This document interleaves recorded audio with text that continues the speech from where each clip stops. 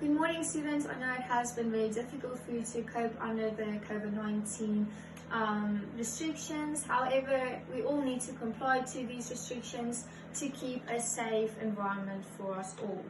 Okay, so some of the COVID-19 rules include that you need to keep a meter far away from each other in every possible aspect.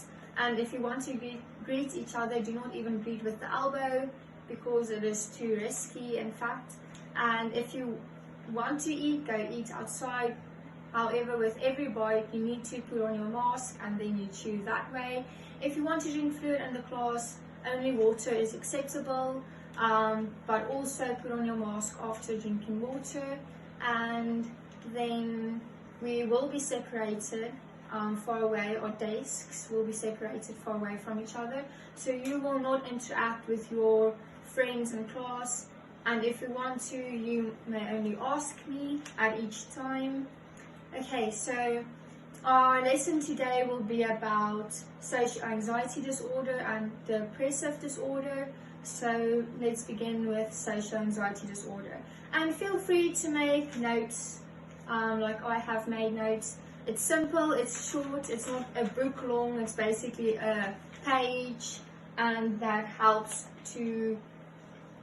for your learning purposes. If you do not want to go through the whole textbook, just make notes. Okay, so social anxiety disorder. It is also known as social phobia, and that means people struggle to interact with other people in social settings.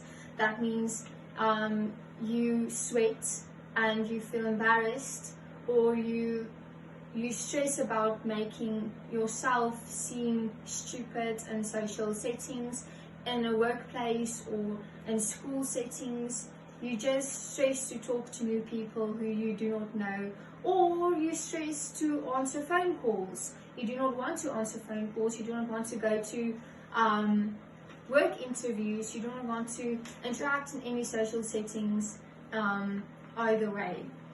Okay, so these people may understand that their fear may be silly, but it cannot be compared to shyness. Shyness do not interfere with your everyday activities, whereas social anxiety actually does. People who have social anxiety disorder do not want to go to school, they do not want to go to work, they do not want to be around people as often, and they may become loners. And that is why social anxiety and depression actually walks hand in hand with one another. Some of the symptoms social anxiety have is the same as in depression. Okay, so nausea, tremble, shaking, you literally feel like you're having a heart attack to talk to people you do not know.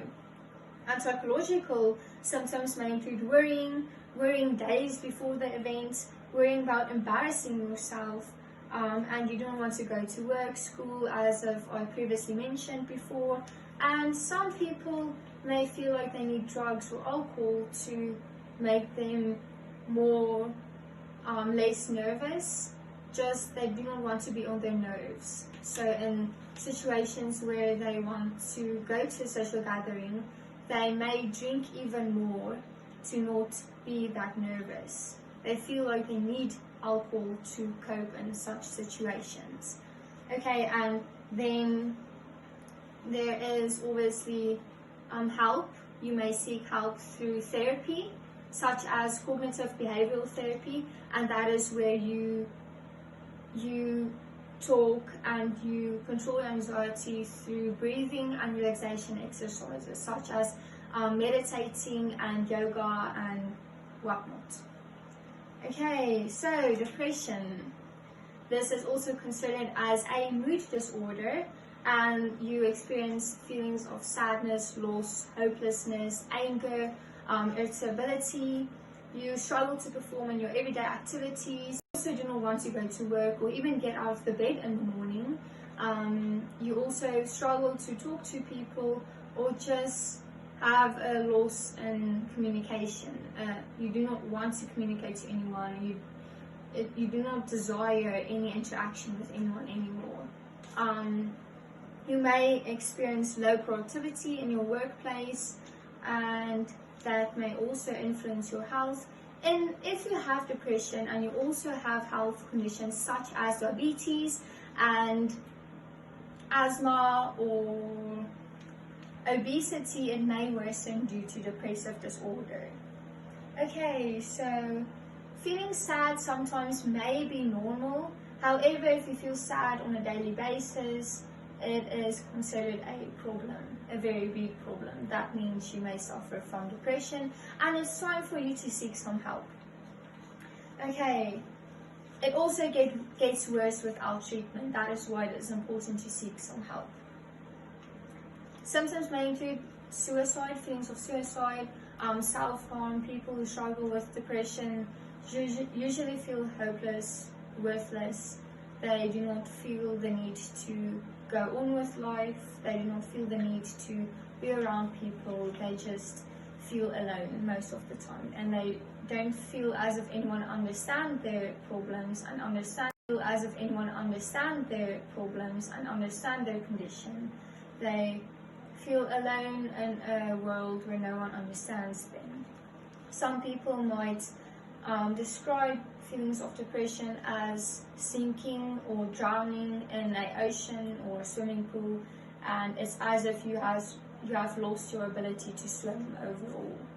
If you cannot swim, but you feel this need, this desire to swim to the surface, and you cannot swim and you're still drowning and sinking, that is how they describe depression. Depression is the feeling of drowning and no one helps you. Everyone sees you drowning, but no one helps you. So that is a serious condition. Okay, so people who suffer from depression may have insomnia, so they struggle to sleep, or some may even sleep more to escape reality. Some people may experience weight loss or weight gain. Some people eat too much to escape their feelings, and some people actually may have other disorders such as bulimic disorder, where they do not want to eat, or if they eat, they throw up after eating to escape their sadness and reality. Okay, these people, such as I have said earlier, they do not want to go to work, they do not want to go to school, maybe early childhood bullying. If you have experienced bullying in your childhood, then you may have depression growing up. If you have a family history with depression, it's more likely that you will have depression. If your mother or your dad or someone had depression or misuse or abuse alcohol and drugs, you may likely grow up to do the same.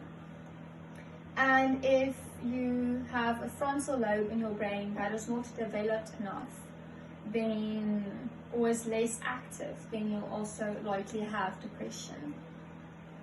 Okay, or you may have thyroid problems, or just a lack of vitamin D, and vitamin D we all know is the sunlight. So treatments may include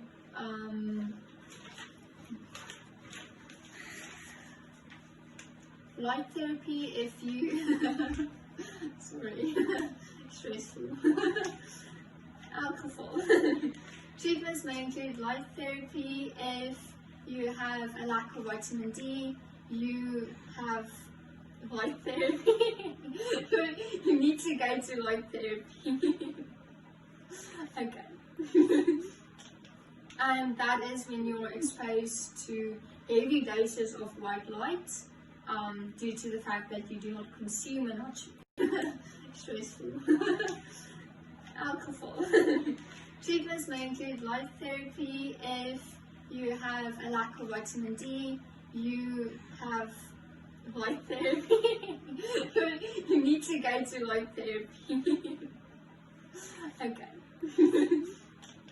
And that is when you're exposed to heavy doses of white light, due to the fact that you do not consume enough vitamin D. And exercise for 30 minutes, 3 to 5 times a week, and that basically increases your endorphins, and your endorphins just helps with regulating mood and then improves your mood excessively. Thank you so much.